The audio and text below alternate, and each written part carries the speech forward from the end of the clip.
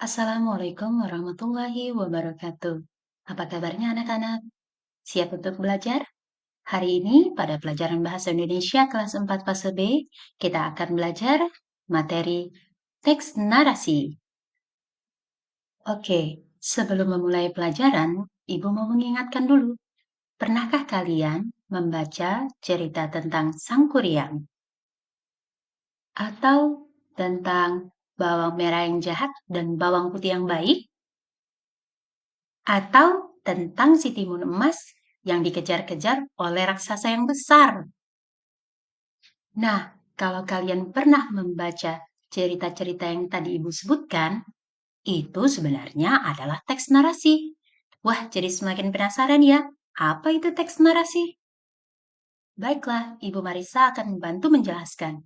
Teks narasi adalah jenis teks yang mengisahkan suatu peristiwa berdasarkan urutan waktu yang bersifat fiksi maupun non-fiksi. Tujuan dan fungsi teks narasi adalah untuk memberikan informasi, menambahkan pengetahuan, serta hiburan bagi pembacanya. Teks narasi juga memiliki ciri-ciri loh yang membedakan dengan teks lain. Pertama, teks narasi bercerita tentang suatu kejadian dengan beberapa urutan kronologis atau urutan peristiwa.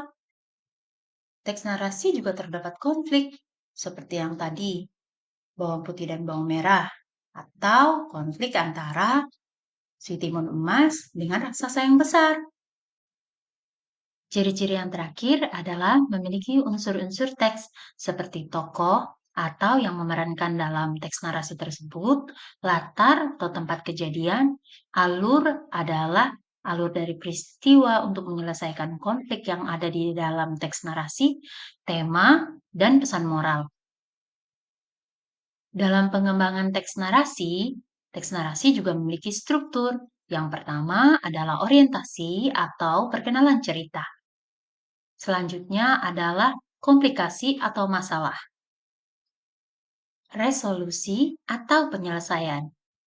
Nah, yang terakhir adalah yang paling penting, yaitu koda, pesan moral yang dapat kita petik dari teks narasi yang telah kita baca.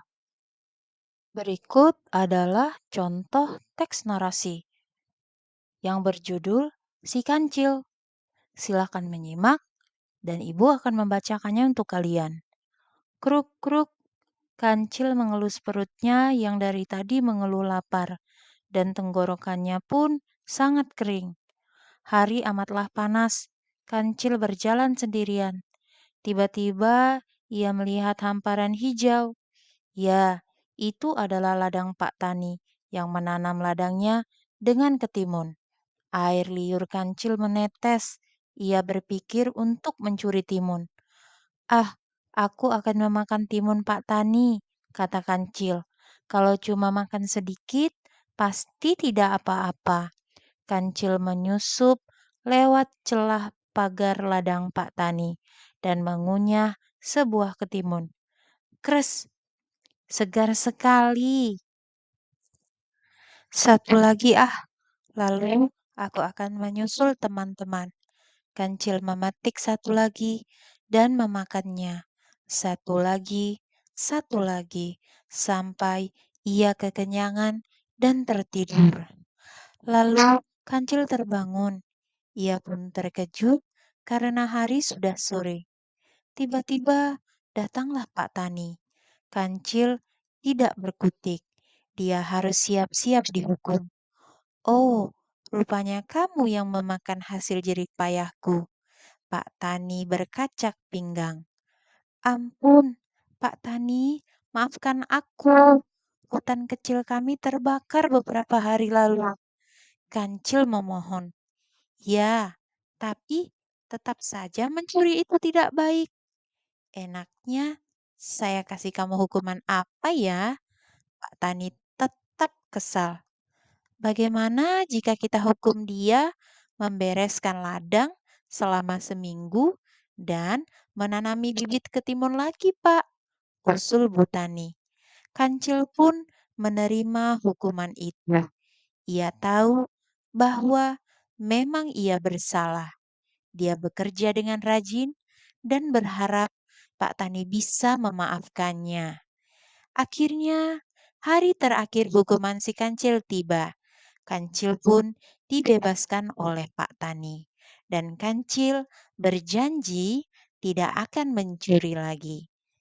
Nah, dari teks narasi yang dibacakan tadi, tentunya kalian bisa memetik pesan moral. Apakah pesan moral yang terdapat dari cerita si Kancil? Nah, pesan moralnya adalah kita tidak boleh mencuri karena perbuatan mencuri akan merugikan orang lain.